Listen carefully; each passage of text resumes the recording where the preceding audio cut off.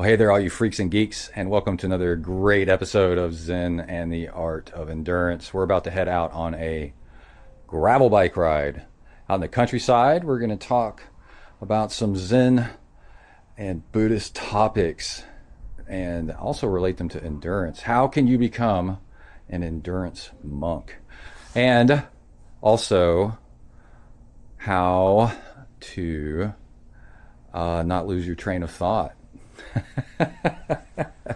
I'm already pretty relaxed. This is going to be great. Oh, we're going to look at houses in the countryside. So let's see. I got the Vario radar and the camera remote, Garmin. But anyway, it's going to be getting dark as we finish up. So I've got light blue sunglasses to protect my eyes mostly from wind and debris. And then I can still see as it gets dark. And I think that's about it. So, my GEARD. We're back on gears, and no power meter pedals today, but we'll talk about all that in a little bit. Let's get riding. All right, let's hop on and go. You hear that click as we get going here. We're gonna do a nice hour and a half. The battery on the camera won't last that long, so don't worry. You'll be all right. And yeah. Check this out. What we're going to do is a lot more video and pauses between the talking to have the ASMR, and then I don't have to edit so much video to get a show out. But yeah, what I want to talk about today is always about how to go longer with ultra distance, how to keep things simple, and the gear I use to do it. And what time is it? It's about 6:40. We got a strong headwind as we escape the neighborhood here. Pretty soon we'll be out on dirt roads. Last time I got chased by a dog was pretty good, so that's a lot of fun, and might catch that on video. We're going to take an extra little loop to look at houses in the countryside, because you never know. Might want to move further out into the countryside and enjoy it a little bit more. Can't cling to things for too long.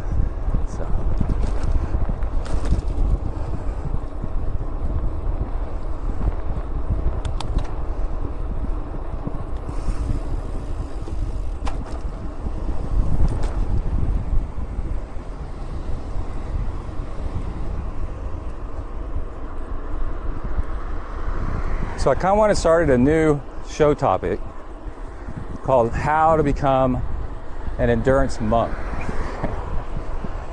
And honestly, it comes from watching British Buddhist monk on YouTube. And he answers questions. And it's so simple, and his presence is so, I don't know, it's like really, he just really does it right, you know, in a way that is simple for us to replicate here.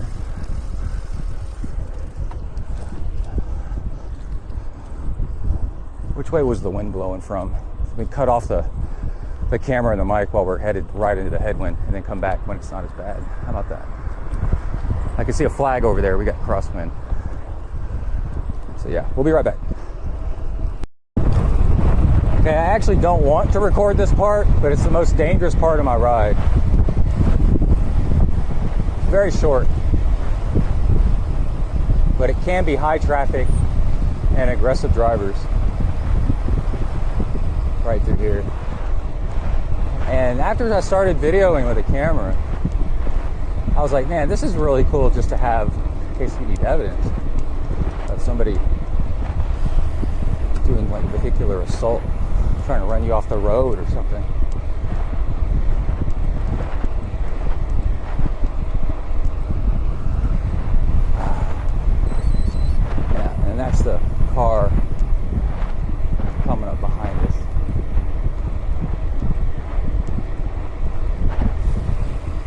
we'll make it to the stop sign without really... Well, no, we got somebody trying to pass us before the stop sign. On a double line. That's cool. You do you. And then I pass him back. Whatever. Countryside rules apply here.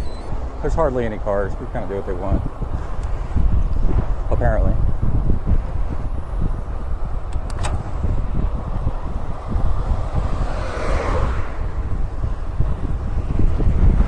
Of course, it's all fine and dandy until there's an accident. That's why they call it an accident. Okay, I think we're clear back. Or clear enough back. Got an extra lane, we'll be good. All right, right turn Clyde onto some gravel. Looks like about a minute faster than single speed. It adds up to about right. Over 4 hours ends up being 20, 30 minutes.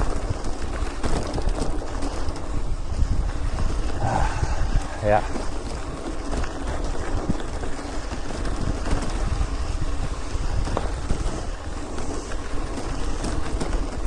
So what I'd like to do is start a little series, see if it goes somewhere, with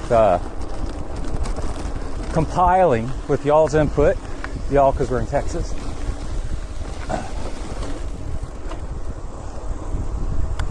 on what it takes to become an ultra endurance athlete, but monk style. That was very 70s and 80s kung fu theater right there.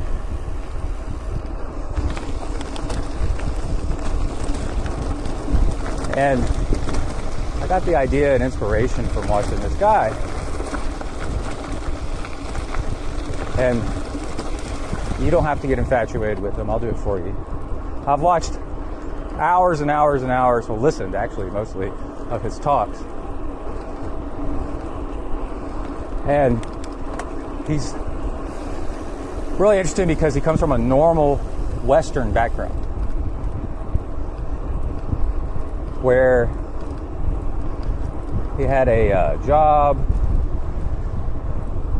I even found out after a while he had kids, and in his 40s left the UK to become a full-time monk, but only after living on the seashore, the British seashore, in a van for 3 years, I think.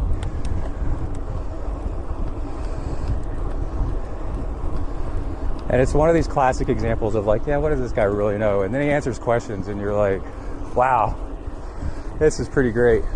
Pretty good stuff. And because it's British and we're American, his accent sounds very educational and calming. So it's all around good stuff. But anyway,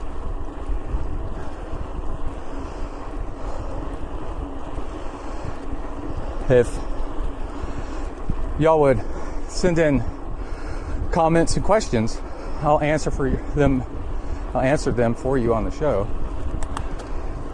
and we can have a similar environment, but on the bike.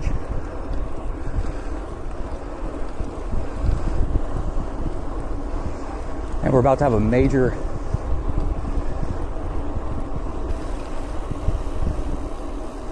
downhill with so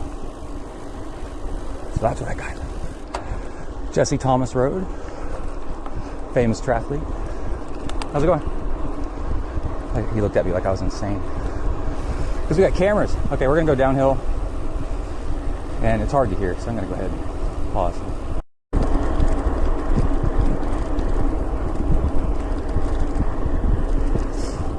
So what we can do is create like a big document, a library, a Wikipedia of not just how to become an ultra endurance athlete, but how to do it the Zen way with simplicity. And let's go ahead and get started. Repetition. So you need big volume, and also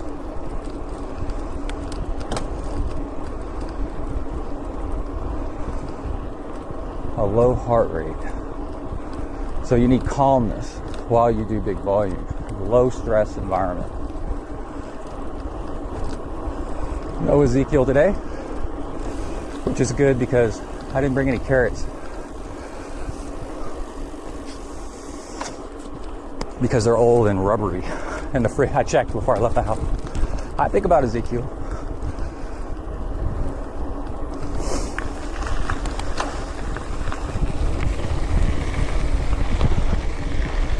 I think what we'll do is we'll talk about Zen stuff first. And then we'll talk about bike stuff second. Little non-related philosophy second. Like, what the hell are these on my aeroboard? Come for the Zen, stay for the gear tips. So,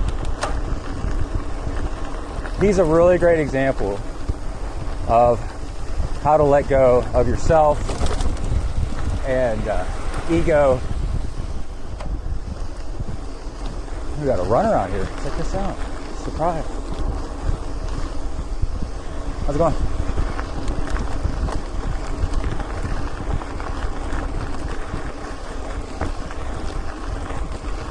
Oh yeah, we're supposed to be looking at houses.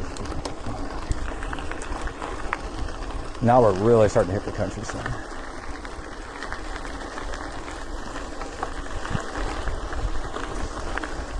So you have to do big volume to become an ultra distance athlete. There's really no way around it. We've had this whole thing where people like CrossFit people, you know, running a 100-miler with hardly any running background. There's a kid that was like 20 or something who did an Ironman with hardly any training. Oh, some guy just did a marathon. Pretty much to annoy his wife with almost no training.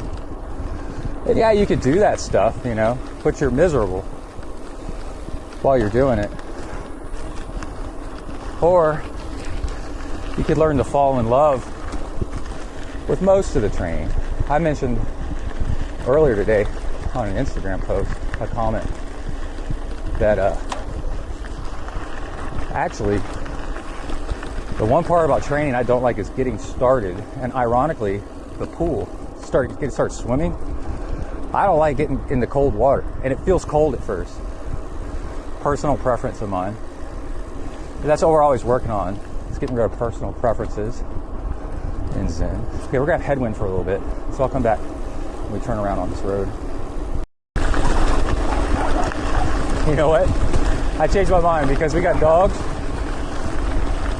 There they come. And screw it, you get the wind. Those things chased me for like a mile last ride. And except for them being in the road, it was actually quite funny. Except one of them's pretty serious.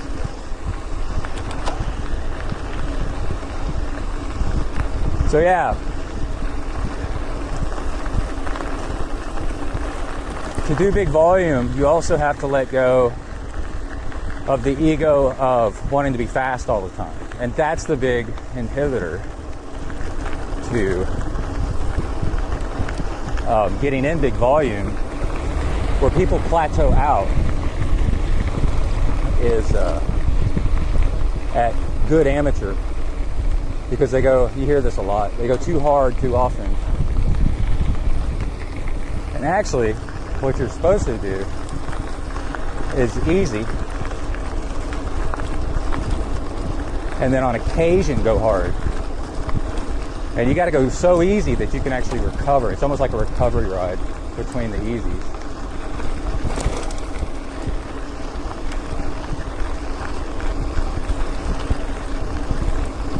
Got our little hill climb here.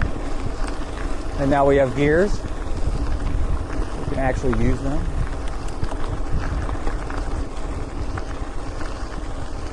But the problem is you want car back out here. Holy crap! It's a dead end too. Is you want to not chase numbers of your best times.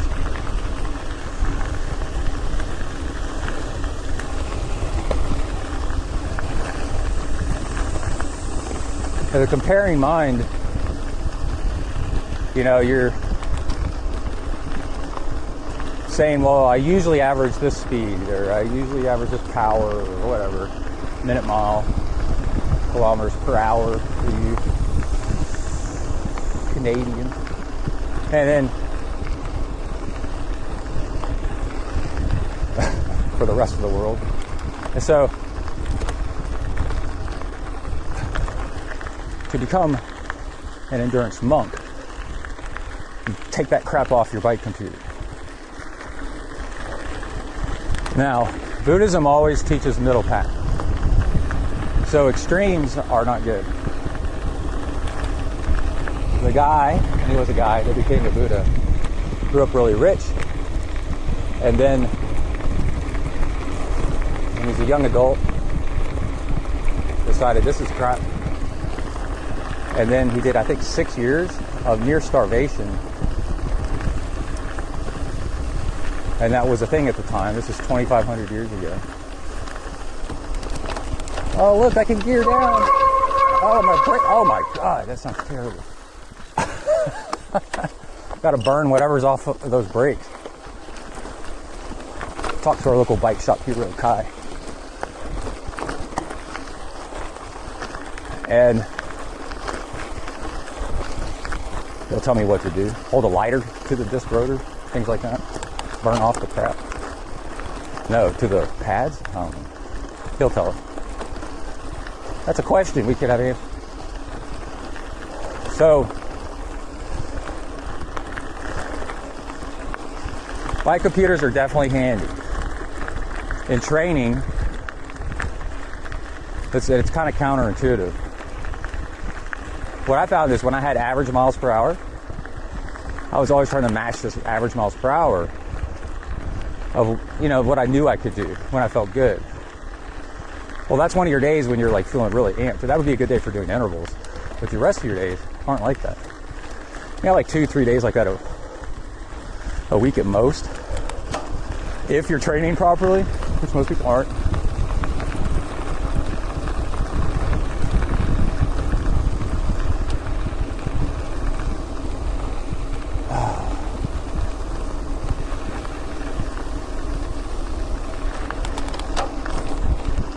And sorry folks, I have asthma and I have to go off the meds every once in a while to allow my body to recover, just like training.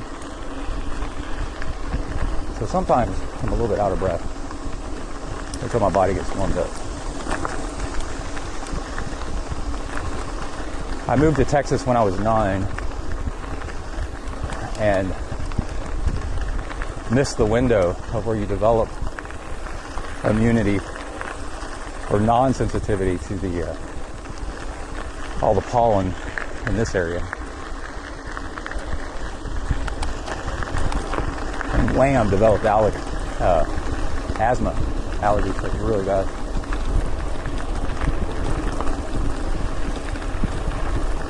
Years and years of swimming a chlorinated indoor pool, high school, couldn't help either. Here comes our dog friends, I bet.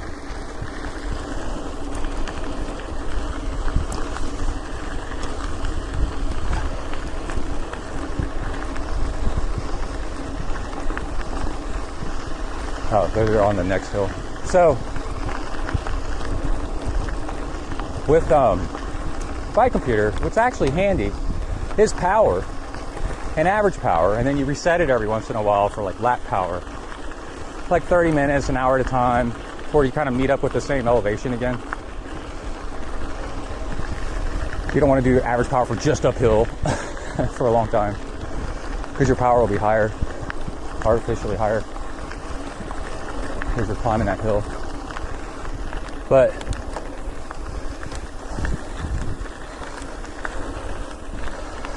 keep in your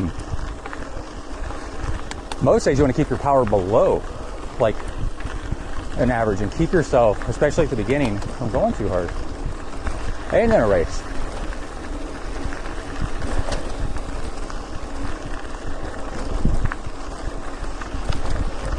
definitely in a race, especially triathlon, because you got to run when you come off the bike. And if you don't have power, heart rate's a good one too. Except towards the end of a rise, you get dehydrated, your heart rate will start to go up artificially because your blood's getting thicker and your heart has to pump harder and more frequently.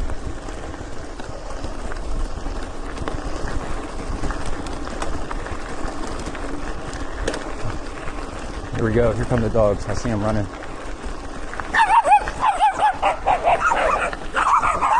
Oh, yeah? I got gears this time, buddy.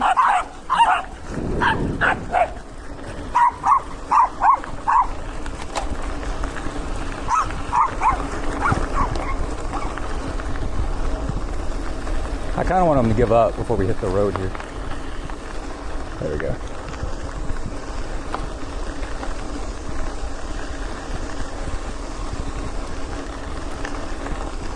The power is the work.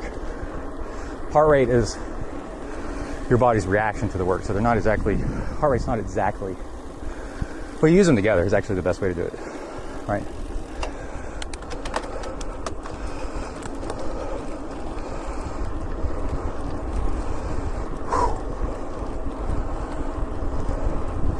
Getting closer to the area where we want to look at houses.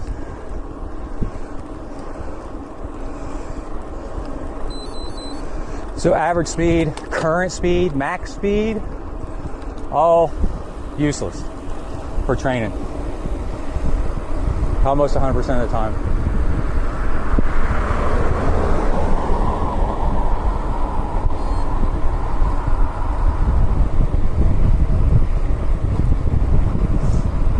And those will get you in trouble because you'll try to match them from other rides. And you're not racing, you're training, you know? That stuff is best left to look at Strava or Training Peaks. By the way, I'm a coach. Hit me up at texifornia@gmail.com. Texifornia@gmail.com for all your coaching needs. And, you know, then look at it. You should really, this is a, really good. Be training by feel and keeping it easy, and honestly by heart rate too, you know, and like just keeping it easy. And then you go back and look at what was your average pace, what was your average speed. You go, oh, look, I was faster and stuff. And if you're training outdoors, I mean, it can vary so much because of wind and humidity and air temperature. The air's thicker when it's colder. The gear you're using, tire pressure you were at, shoes you were wearing, all kinds of wacky stuff.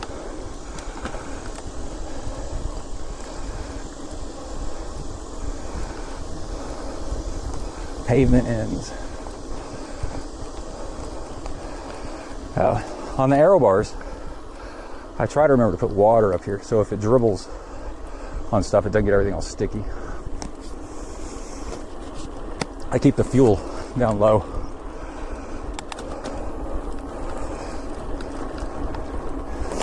It crossed my mind to use maple syrup again.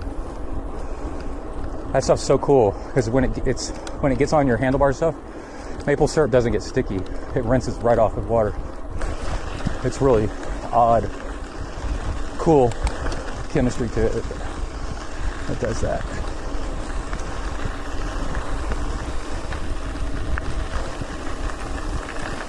So then you might say, well, we should get rid of the bike computer altogether and don't ride with it. Well, the bike computer is really handy. Let you know how long you've been out there.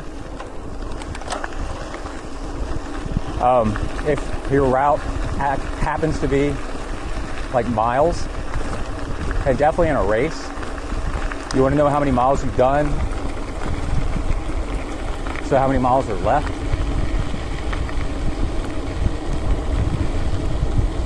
Gravel's got this really cool thing where they give you the route ahead of time. We do this in Ironman now too. And then you can put the route in and it'll estimate, your bike computer can estimate how much time you have left. And time is actually the most important thing. And, you know, I got to fuel so often, every so many minutes. Do I have that much fuel on me? And also, man, I got 3 more hours out here today. Should I be going this hard? Should I be doing 350 watts up this hill when I've got 3 hours left to go? Probably not.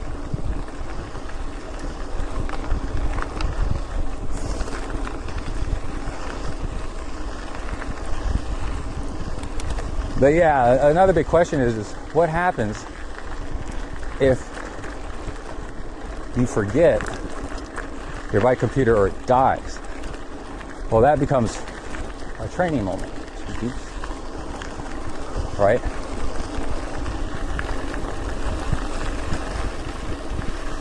There's a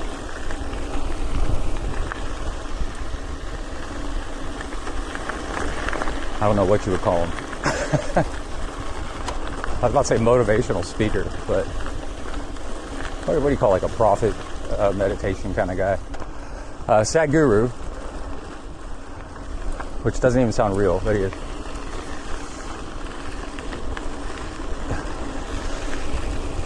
One time I was watching or listening to something and he said, you got to sit with your suffering, sit with your misery, sit with it, right? So what that means is you invite it in for tea, in a way.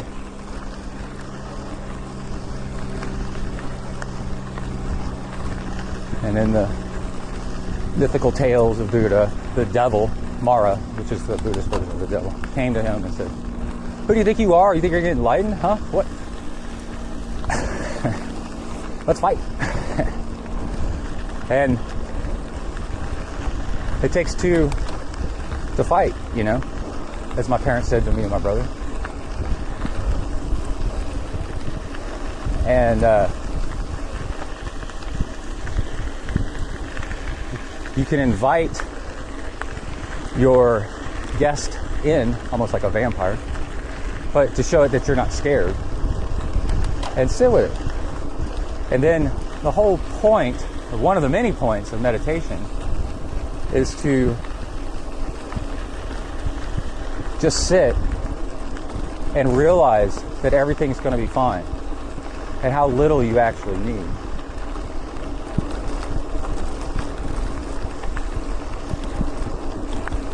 Okay, I think this is land for sale.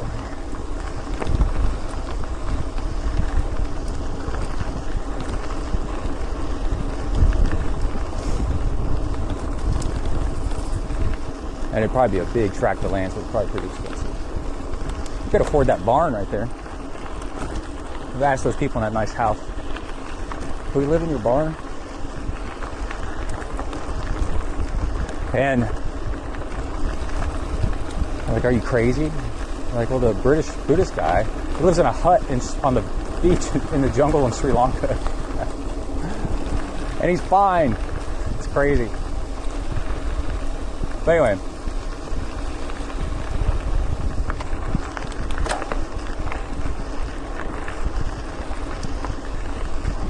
a lot of our fear is created in our mind. And if you actually sit with it for a little bit, you realize it doesn't bite. Like the water moccasin video that I've got on a YouTube short has hit almost 400,000 views, I think, where it attacks me, sort of. But I poked at it with a stick, you know. Until I did that, it was fine. And the lesson there is cottonmouths will double back, even though they're facing away from you. They will double back the length of their body plus a bite and get you on the toe. And cottonmouths are pit vipers. They are bad news. Send you to the hospital. Might lose a leg. Might kill you. Anyway, so you're out on your training ride and your bike computer dies. Or what do you do? Yeah, oh God, I can't, I gotta turn around, I gotta go back. Or you start your ride. You're about to start your ride and your bike computer's dead. Right? You have to be able to throw on a wristwatch at most.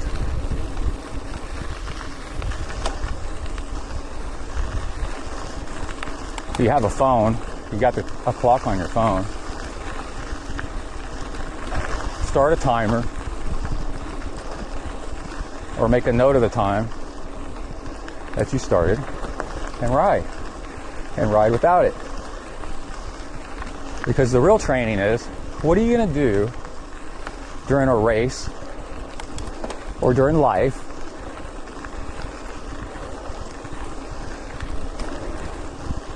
when your bike computer craps out on you? You're perfectly capable of doing the thing, but you think you can't, right? So when things go wrong, you actually train with it.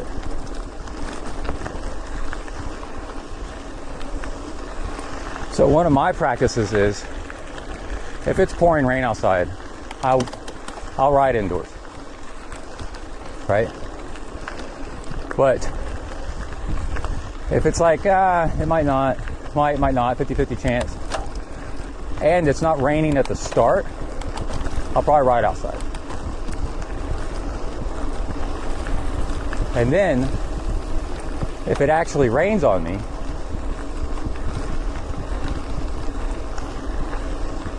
during the ride, well, I'm already kind of warmed up and I'm going and I'm out there.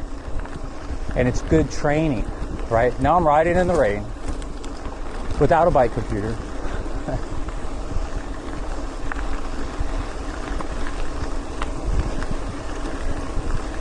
And when I survive and I'm done and I get home, really won't think that much about it. It's type 2 fun, or they got 1.5 fun.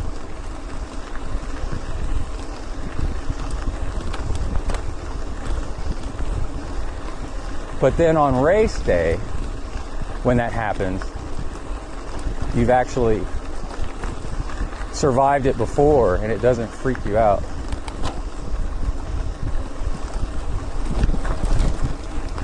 I was doing a swim in a half Ironman.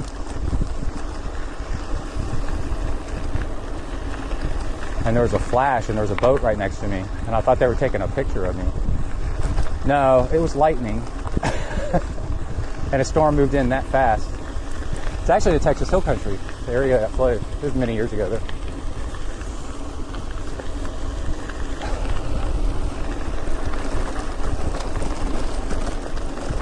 Yeah, because seconds later I heard a boom, you know, and I'm like, and I turned and looked at the boat while I was swimming. I don't even think I stopped swimming.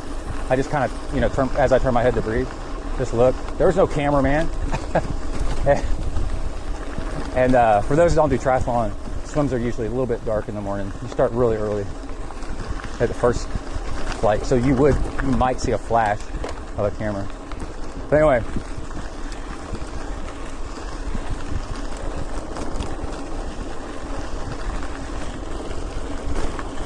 I've been in that situation before. I used to surf off the coast of Texas. I would do it again during storm fronts, because that's when the waves are really big. There's lightning crashing everywhere.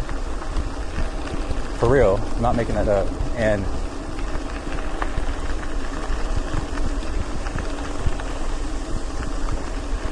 yeah, you just, you know, chances are you'll be fine. It's not the smartest thing to do, but you got to ask yourself, so what, where am I going to go, you know, except to shore? And I can swim straight to shore to the side if it was right next to me. It's not. Or I just finish the swim and then get out. And we can talk about this later. Yeah. Here's a nice downhill. I got one gear that skips on this thing. Whee!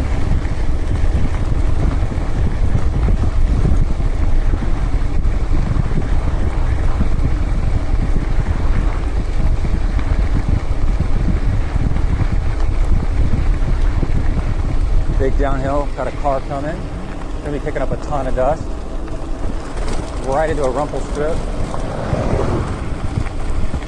Need to be extra careful in case there's a car behind them that doesn't see me. Welcome to Dusty Camp.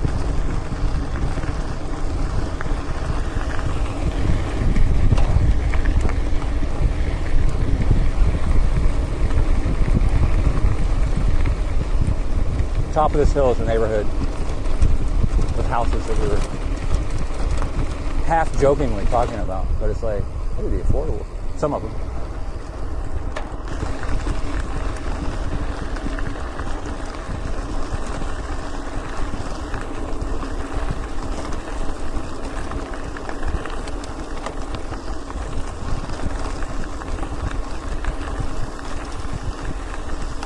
So to recap, for your bike computer, no average speed, no top speed, no current speed. Well, I guess you could do current speed, I guess, whatever. That's tempting though, to try to increase it. The way I burned myself up in training before I learned this was a little bit of water.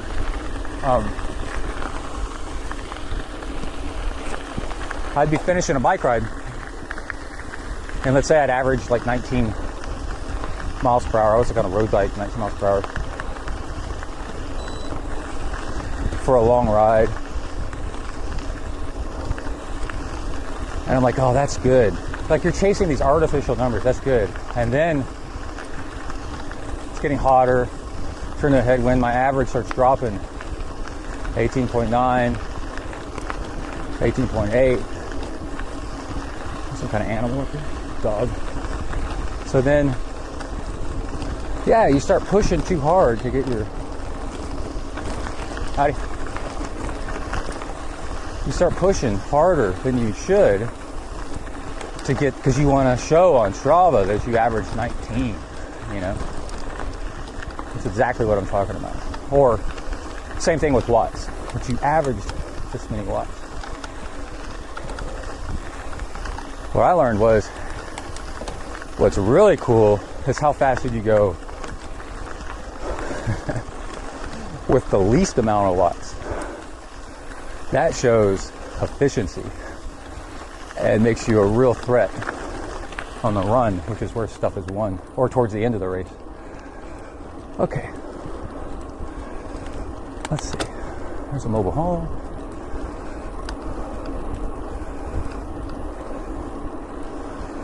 This area doesn't really look like much from the street, but it's got beautiful hills that surround it. Houses are on like an acre. Real quiet.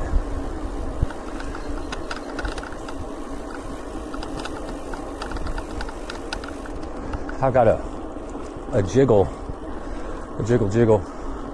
in my stem. This one's for sale, so we could use this for comparison. A new house for sale. This one too. Looks like somebody sold their land and divided it up for houses.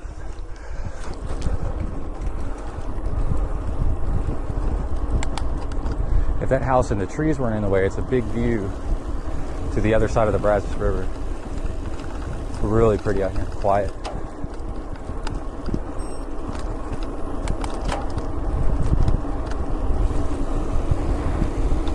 See, that's cool.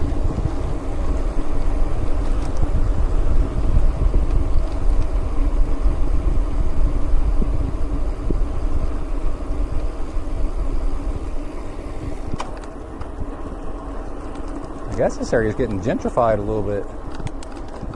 People moving in. This subdivision is really, really old. Tearing down the old houses and putting in new ones, and then it raises gentrification. The problem is that it raises the property value of people that have been living here a long time and don't have the money to pay the new taxes as the taxes go up because the property values. That's so pretty, that view. I said, I got this. What happened was, let's go up this little street here. My my redshift stem is old, and the elastomers in it got blown out over time.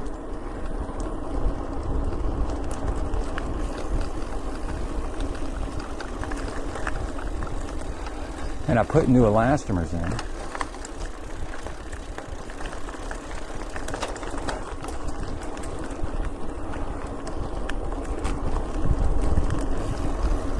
Imagine all this space for a dog to run. You got pine trees. It's pretty. On an acre. If you got an RV, you can park it on your own land, then use it when you want.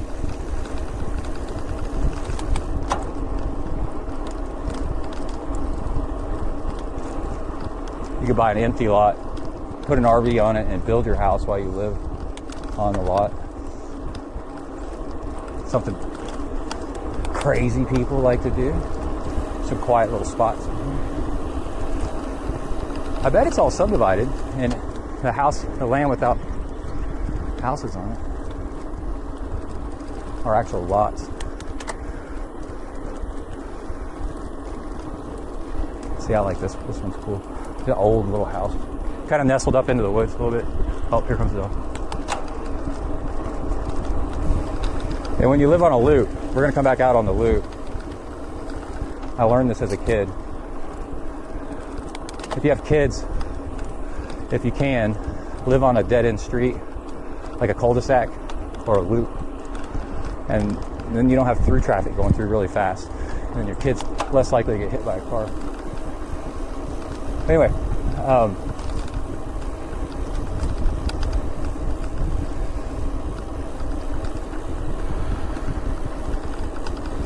yeah, send me a note on what.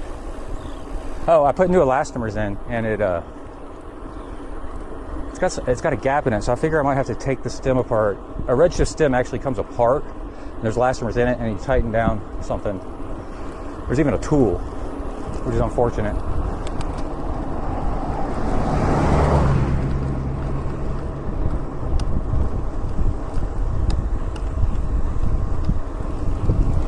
It sucks whenever you have to have a specialized tool, but redshift stems are awesome. They really work. They're incredible. But it looks like I still need to tighten down something. I replaced the elastomers, and I still got a little bit of play, and it might be my fault.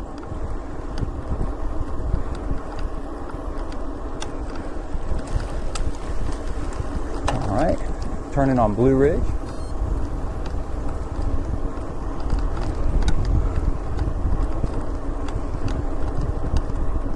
I got a truck with a trailer towing something right at the same time that I'm going to be going fast downhill on a narrow road. You know what? I'm going to let him go by. We got time. I'm just out for a training ride. It's a cool thing about rear radar, you know. And see, there's not much road left with that. You get somebody coming around the corner fast, and I'm going fast the other way, downhill.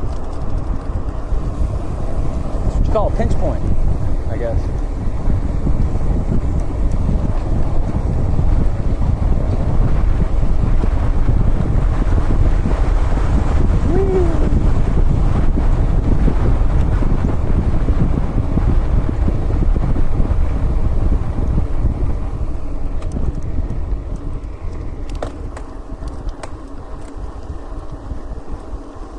And then we could have on our, like right here, just, but he's not going to. But we could have a list of like the 4 Noble Truths and the 8-fold Path. We could have the rules of monk ultra endurance training. It could be on there.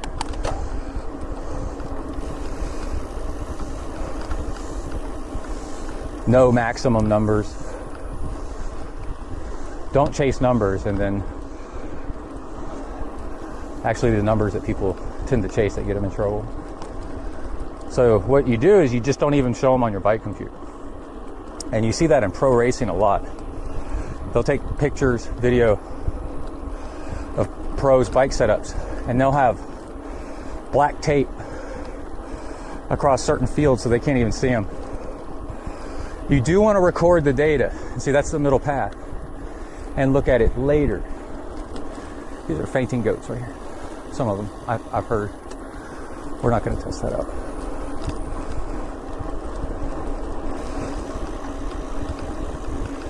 But you're not out there to train your bike computer. You're out there to train your body. So if it feels too hard, it's too hard, and you need to back off a little bit. Save the too hard for race day. Keeping going when it's too hard for race day.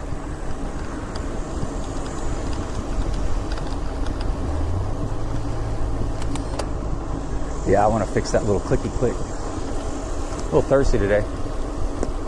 Got to get a blood test tomorrow, so I can't eat overnight. I'm really pissed about that.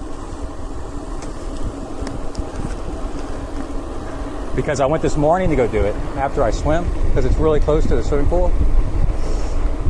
And the swimming pool's closed for 10 days. Maybe 9 days, but I think it's 10 days. No, I think it's 10 days. And we only have one lap swimming pool in a town of 250,000 people. It's the university pool, but you got to be, effectively have to be a university student. It's insanely expensive if you're not a university student, like unbelievably expensive.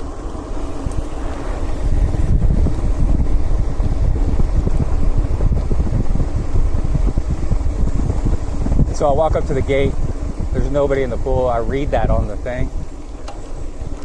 And I want to be so mad at them, but that's actually been posted for a little while, so I'm also mad at myself. And it's going to be 2 hours until the blood lab opens. And I ate a little bit of a snack. You're not supposed to eat, but I was going to burn it off during the swim, so it's effectively going to be net zero.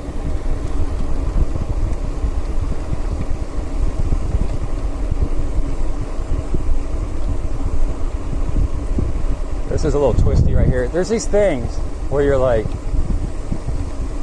it's just not, I've learned, surfing actually, with a really big wave, the big perfect wave comes in, really big. I'm like, you surf that, you may never surf again. Surf today so that you can surf again tomorrow. This corner is really dangerous with a down, kind of like that other one, but even more so. It's really a blind turn. And so unfortunately, you have to have discipline and ride the brakes a little bit through that, because it would be really fun to go through really. I've done it. I've gone through it really fast and then almost ate it into a car bumper coming the other way. There's cicadas.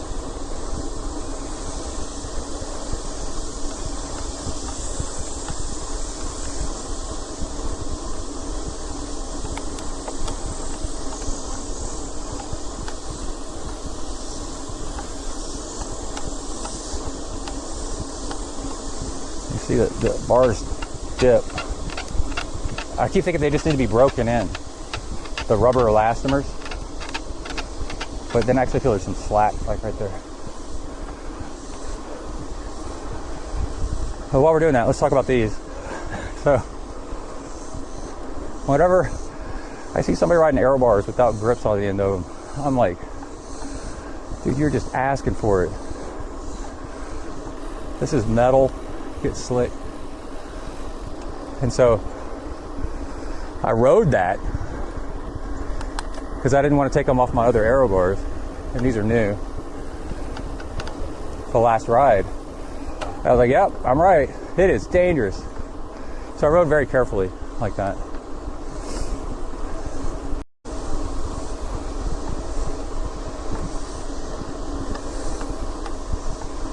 And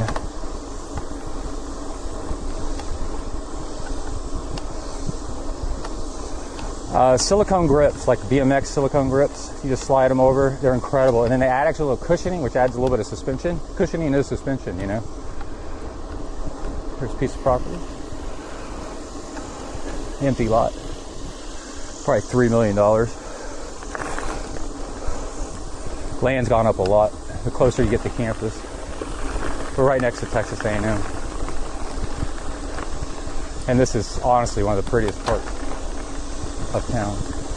A lot of people don't know about it. And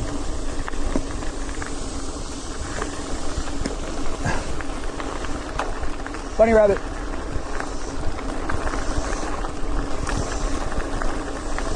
That's a Mexican cottontail.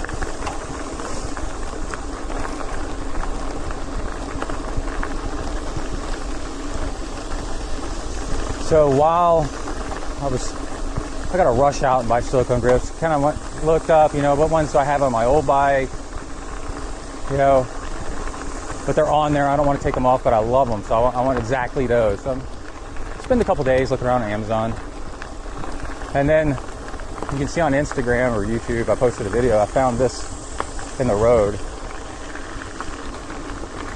was either a hawk or an owl. Just went that way, across the road in front of me.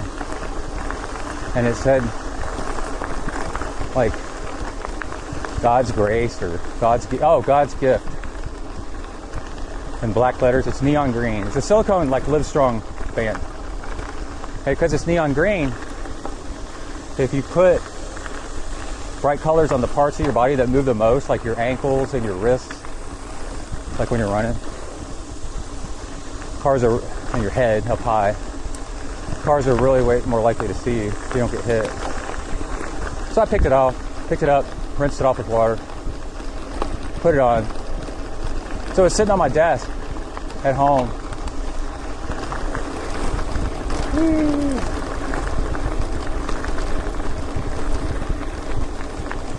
Oh, I got a gravel suspension trick to tell y'all in a second when I get done with it. That I just did, that y'all was with my foot. It's off camera.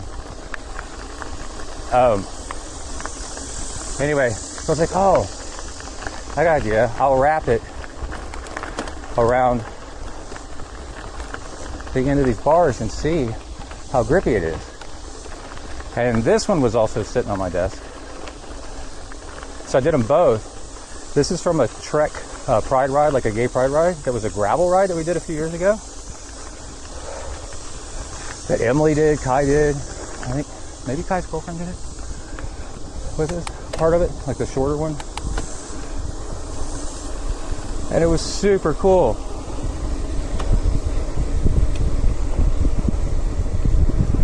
And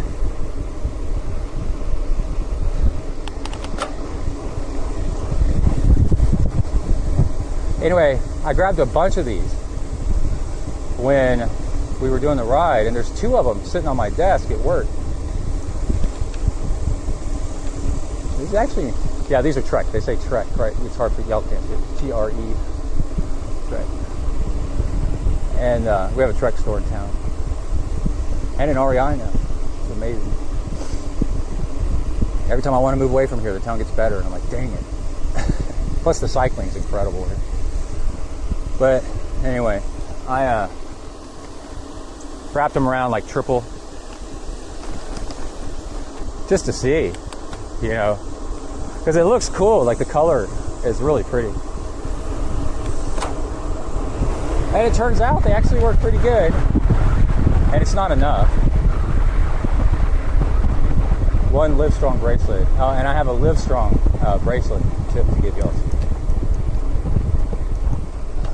That's legit, really good tip.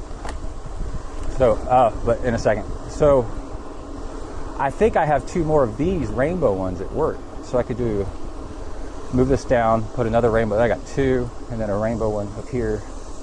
And I got two on each side, and that might be enough. And then it's unique, When the going gets weird, the weird go pro, as they say.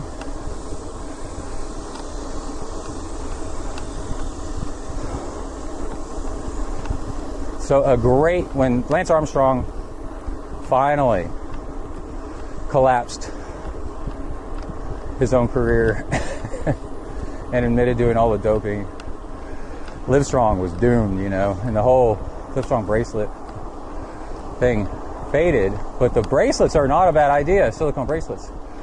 So all these people had all these leftover bracelets. Like, what do we do with these things? Now that our army has been beaten, what do we do with all of our weapons? But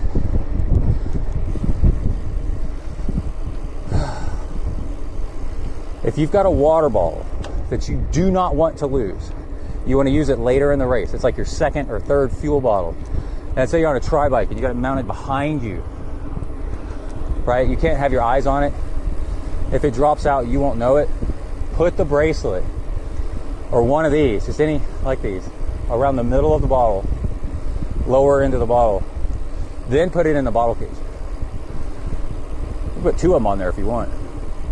The amount of grip that it adds to that bottle to keep it from coming out of the cage is insane. You'll barely be able to get it out of the cage. But that's exactly what you want for a bottle that you're not going to use for a long time. I've done it forever. I use it if I have a bottle that I want to keep tools in, you know, like a false bottle. There's a horse. Hey, buddy. What's up? Then you can do that. Because your tools are way more valuable ride after ride after ride. You could have $100, $200 worth of tools in a bottle, I guess. That'd be a stretch, but you know, spare tubes, CO2 cartridges, tire levers and stuff. You don't want to lose that stuff. Bike tools.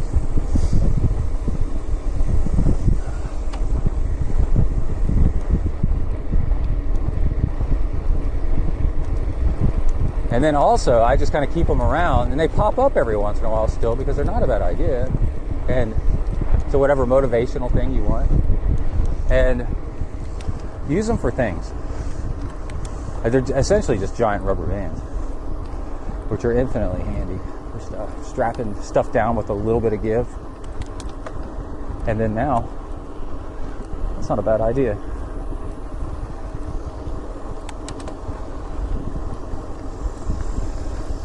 Oh look, with gears I can actually pedal uphill at a normal RPM. Oh, it's so nice. So the downside of living out in the country is it's like this, and you think you're going to retire out here, it's going to be beautiful, and then boom, big ass shopping center or something, office park, right across the street.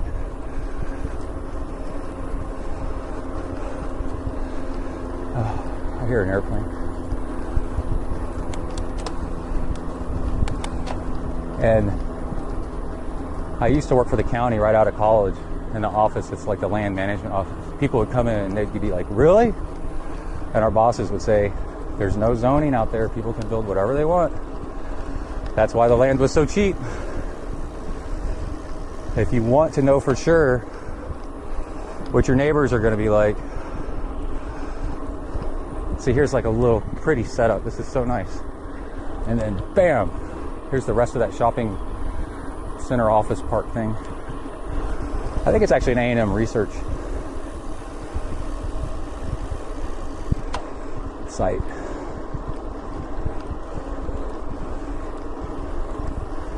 But anyway, worst case scenario I ever saw was this old couple had retired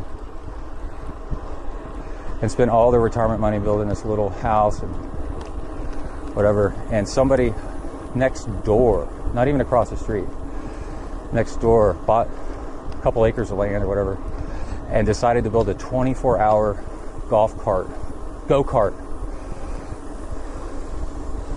racing track with stadium lighting and music.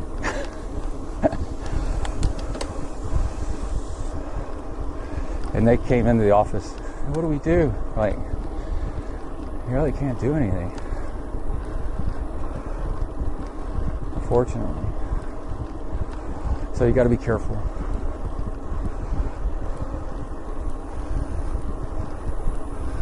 You have to become not too attached to your idea as being the best idea in the world. You could be wrong.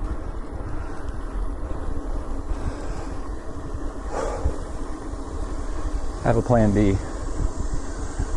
Oh, so the gravel tip I was going to give was, I was doing this with my hand. When you're going downhill on rough gravel, And your tires, and if you have some suspension wizardry like a suspension stem or even a fork, isn't enough. You lift yourself up off your seat, your saddle, a little bit. And if this was your foot, put pressure, put one foot down all the way, one foot up, and then let your ankle flex as the bike bounces up and down. So your Achilles tendon and the top tendon of your foot, whatever that is, flex on tendon, I don't know, acts as suspension as the bike bounces up and down. And you hold on to the handlebars, but bend your elbows a little bit. And all of a sudden you've disconnected your body from the bike and you're floating. But the real cool trick of the physics is that pedal pressure that you're putting down is way below the center of gravity of the bike. It's way below the bottom bracket. I mean, it's so close to the ground. And what that does is it keeps you super stable. So if the bike starts to lose control, it's like the keel, a really heavy keel on a boat. It's going to want to keep the boat upright in rough water. And it works. It works really, really good. And then people might ask, I got carbon cranks. I don't want to bang up my cranks. The carbon cranks almost always, especially at the end, the tips, are solid carb. They're so freaking tough. It would take something amazing. I've never, hardly ever, I don't think I've ever seen the end of a carbon crank get cracked on gravel. Mountain bike is a whole other animal. We're almost to the town of Welborn.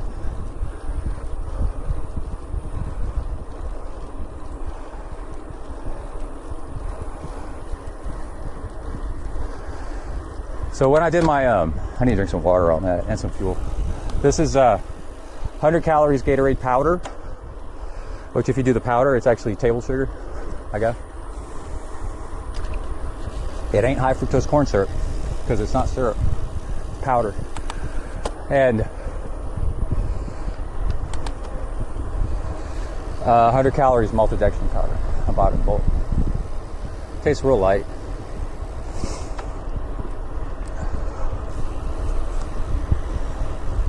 It's almost 90 degrees, but as the sun goes down, it's pretty nice.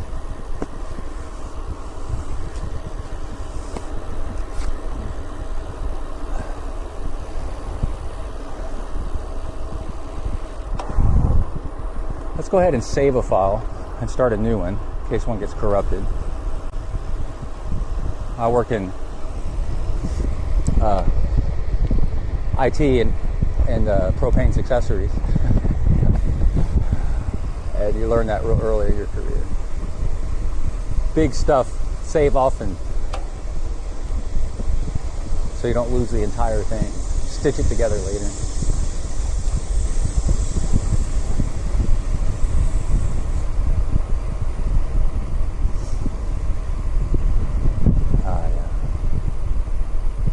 Got some cows, and we're about to hit town again. Up here on our right, it's back there in these trees covered with ivy. There's like a one room stone building that's pretty much gone now. That supposedly was the original county jail.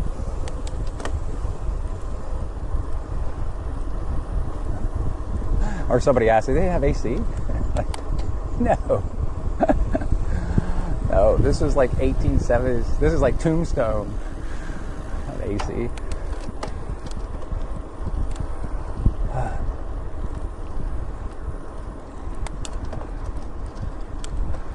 Let's see what we got here.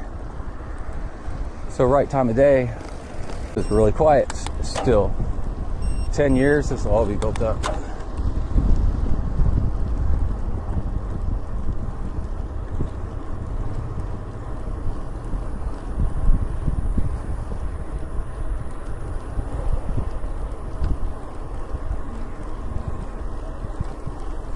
Now, what's interesting is with the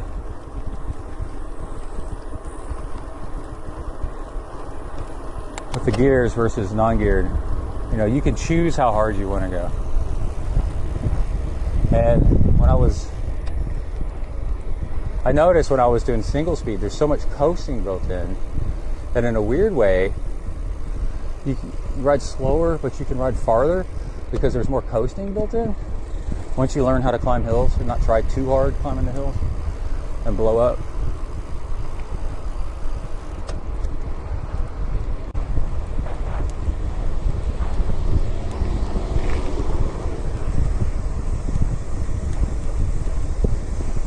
But I had to face myself at the end of that ride. The last one I did, it was on this bike actually.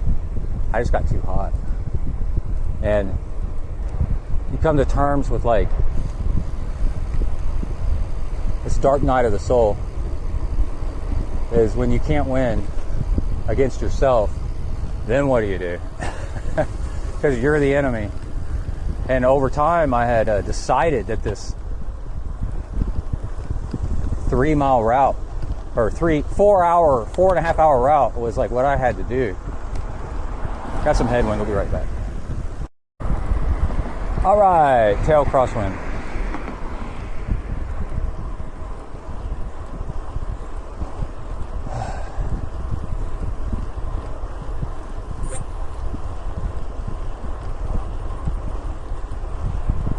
Yeah, and to finish wrapping up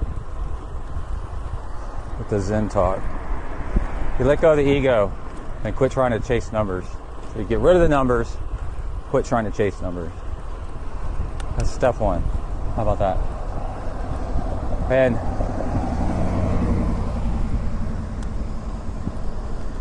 there's something interesting. Pogacar just won the Tour de France again.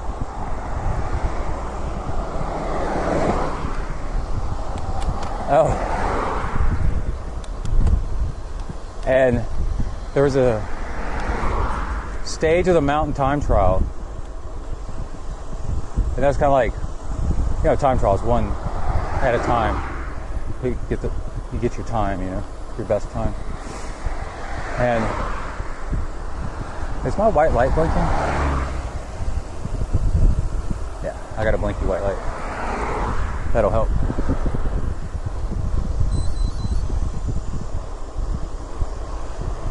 And to reduce weight, he rode a bike with no paint.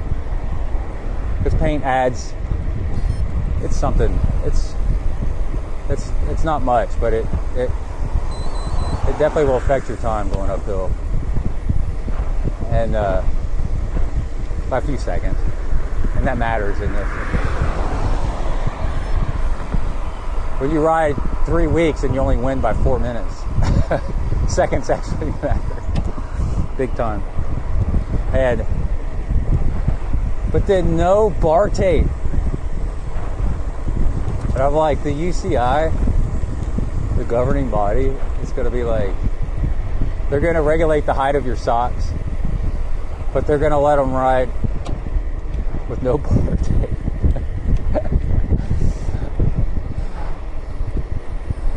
These guys are very much next level, but when they crash hard. When I was a kid, and up until maybe my 20s, they were still racing. The rule then was you didn't have to wear a helmet if it was an uphill stage, because the chances of you crashing at high speed.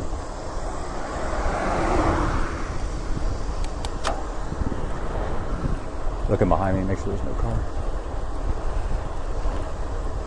When you're going uphill, yeah, you can see. You're not going as fast. And you're trying to get people to wear helmets at all, So that was the middle path at the time. The middle path can change. Oh, we should have gone up on that. We'll do that next. There's a cut-in with a tree up here on the right. And I saw this earlier. There's people doing some sort of run event and grabbing water as they go.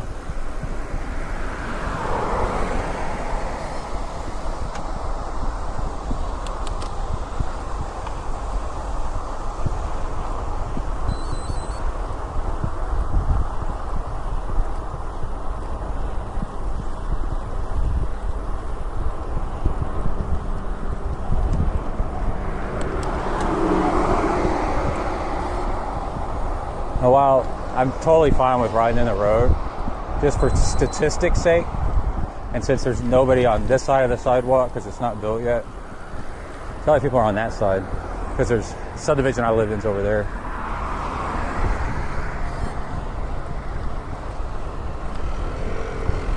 Speaking of helmets, I've had 3 motorcycles, and I rode with no helmet like maybe once or twice. I was like, that's freaking nuts. I used to live in California, and you can split lanes between traffic, but you have to wear a helmet. I really enjoyed that because it took half an hour or so, maybe, off my commute, maybe 15 minutes off my commute by riding a motorcycle. Plus, it was fun because traffic's backed up at a stoplight. It's Southern California, San Diego traffic, and I would only split cars. That's really the only safe time to do it. It might be the law. Cars are stopped because they're at a light. You put it in first gear, so you're going like 3 miles an hour, and just roll between the cars up to the front. And because you're on a motorcycle, and motorcycles are so fast off the line, you just go. It's like no effort. So you've gone from the back of the line and possibly being at a stoplight 2, 3, 4 times before you can get through it, to just getting right in the front and go. The whole point is it alleviates traffic. It gets more people through faster, which is a good thing.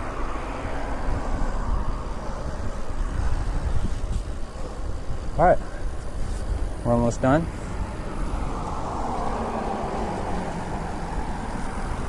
Been a nice ride.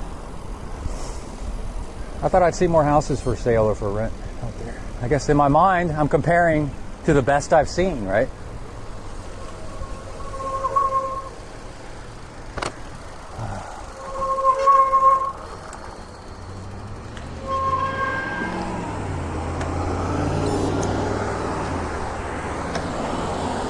And yeah, this bike, the brakes on this bike are straight out of Compton, are straight out of doing the East Texas 400. I've actually bought extra brake pads, and I think they're in my truck.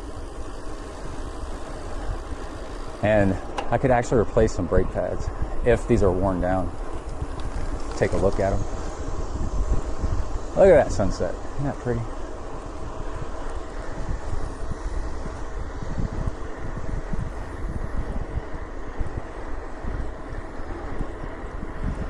A pro tip at the end, is you have to fall in love with the training. The training becomes a lifestyle.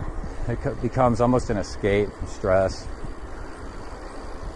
And like we talked about, so it has to be low stress.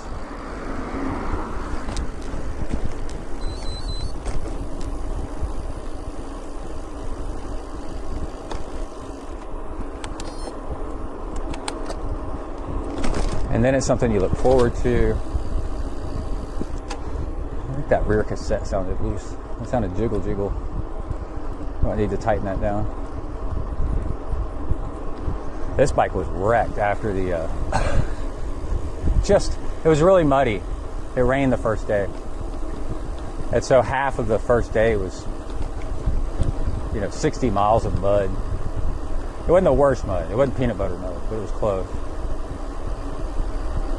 And I had 2 broken spokes, smashed derailleur,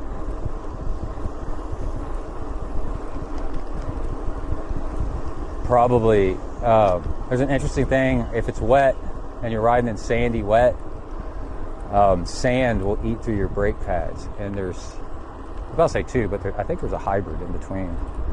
3 types of brake pads, but yeah, metal brake pads, those will last the longest, but then they don't feel as good.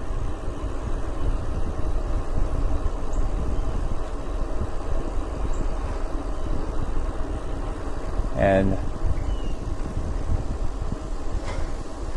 then there's, God, what do they call it? There's some kind of synthetic brake pad.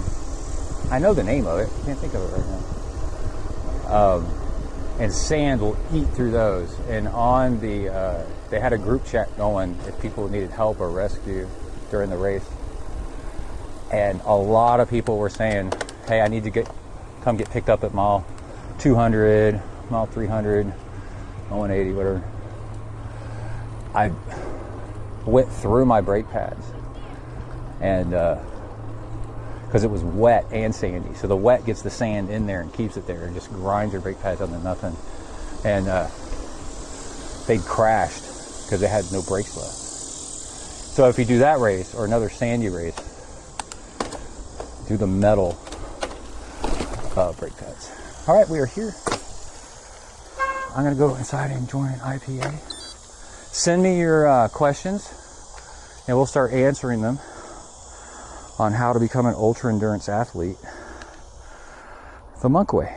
I think we got a fun series we can do. All right, bye.